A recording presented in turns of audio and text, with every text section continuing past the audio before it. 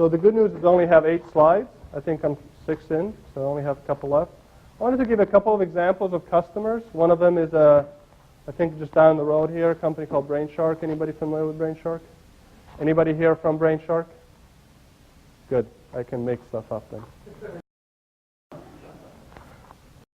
So they're a technology company. They were looking to drive more productivity out of the sales and marketing. So they very much take this marketing approach to things. How do I combine sales and marketing?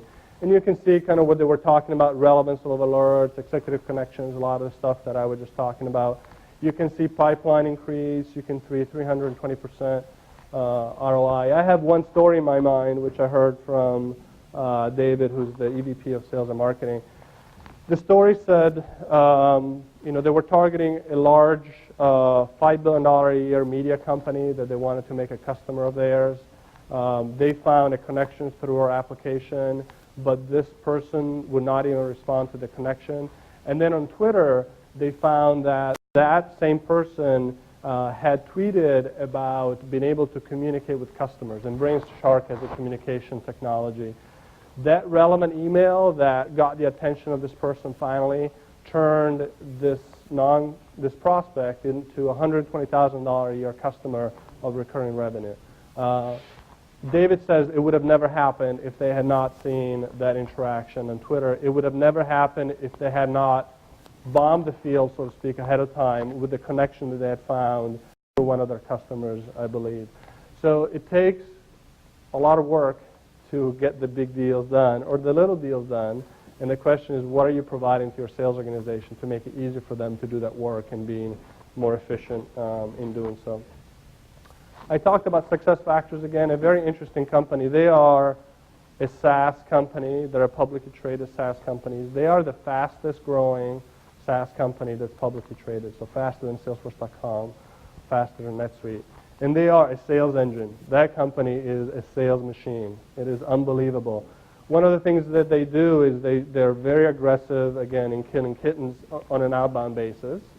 And one of the things they look for is they target certain people within organizations, and they look for ways to get to those. So I was talking to one of their inside sales reps, a fairly junior person. She said, I've been trying to get to the CTO. I think it was Cisco. It was a big tech company in the Valley. This guy is not responding, and I said, not surprising. But she said, I realized that one of our board members sits on a board with him through InsideView. I lobbed him a call, and I said, hey, Joanne, who's your co-board member, who's also on our board, suggested that I talk to you. It actually wasn't true that she suggested that. She just dropped the name. And she said she got a phone call back from his car within 30 minutes.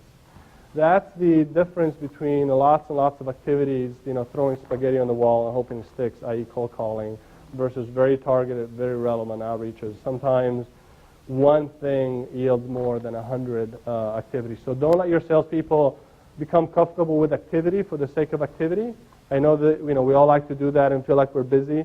Ask them, are they being relevant? Are they finding the right connections? Are they finding the right business results? So our success has been, over the last 2 to 3 years since we've been in the market. It's been very market companies that you can see up there really adopting our application across the sales organization to help their salespeople be more effective. If you see one of your competitors up here, then I would suggest that, again, whether you use our application or something else, really look at how do you enable your sales organization to be more effective in this new world, because the world is changing. I know we would all like it for it to move a little bit slower, but it's not going to slow down anytime soon. If anything, it's going to speed up. And if you're not adjusting your sales process to take advantage of these new opportunities, all this information that's available on the web, the ability for you to see LinkedIn profiles, you're just not going to be able to keep up with the competition. So I thank you for your time. If you want to reach me, email is the best way to go. If you want to follow what I have to say, Twitter is the best way to follow me. If you want more information about our product, we didn't bring any people or brochures here. We figured we'd keep it all virtual online. This email address, you should get a response within 24 hours if you email this and you don't get a response in 24 hours, please let me know because I have to go beat up on someone in our organization. I still use email more than Twitter for communication. My kids look at me and they go, Dad, you still use email? So I do. I'm still old-fashioned from that point of view, much to my kids' chagrin, but they're always happy to make me feel old any chances they get. So this is just another way to do that. We'll be demoing the product in just a bit, but if there are any questions about anything that I talked about, love to take your questions.